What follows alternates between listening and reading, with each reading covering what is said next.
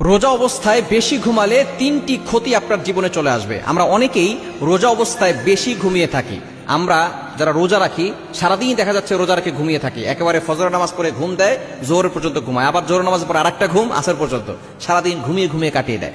যারা রোজা রেখে বেশি ঘুমায় তাদের জীবনে তিনটি ক্ষতি হয়। নাম্বার ওয়ান, এক নাম্বার হচ্ছে এই বেশি ঘুমানোর কারণে দেখা যাচ্ছে তারা নামাজ সময় মতো পড়তে পারে না, আর নামাজ না পড়লে তাদের রোজা পরিপূর্ণভাবে আদায় হয় না।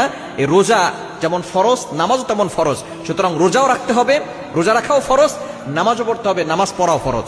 সুতরাং এই নামাজ যদি আপনার ছুটে যায় তাহলে মনে করবেন এই রোজা পরিপূর্ণভাবে আল্লাহর কাছে কবুল হচ্ছে না। কারণ রোজাও রাখতে হবে, নামাজও পড়তে হবে। যারা বেশি ঘুমায়, এই বেশি ঘুমানোর কারণে এক নাম্বার হচ্ছে তারা নামাজ সময় মতো পড়তে পারে না।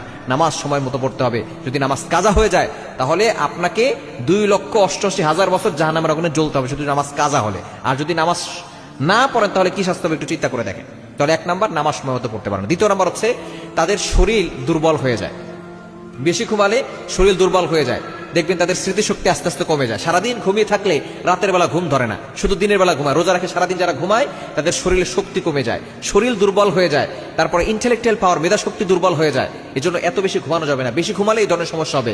এবং তিন নাম্বার হচ্ছে ইবাদতের প্রতি মনোযোগ নষ্ট হয়ে যায়। যারা বেশি ঘুমায় এবং ইবাদত করতে যারা পছন্দ করে তারা যদি বেশি ঘুমায় তাদের দেখবেন আস্তে আস্তে ইবাদত করতে অনীহা চলে আসে। দেখবেন যারা বেশি ঘুমায় আস্তে আস্তে শরীর দুর্বল হয়ে যায়, ইবাদতে কোনো স্বাদ আসে না, ইবাদত করে মজা পায় না, নামাজ পড়তে ভালো লাগে না, তারাবি পড়তে ভালো লাগে না। সারাদিন যারা ঘুমায় দেখবেন তারাই পড়তে ভালো লাগে না। এরাই পরবর্তী সময় দেখবেন 8 টাকা নিয়ে দলিল দেয় যে হুজুর আমরা 8 টাকা পড়তে চাই, 8 টাকাতে বেশি ভালো, অল্প যেটা এটা সুবিধাবাদ জিন্দাবাদ। এজন্য আপনি বেশি বেশি ঘুমালে আপনার শরীর অসুস্থ হয়ে যাবে। ও শরীরকে অসুস্থ না করে আপনি কম ঘুমাবেন।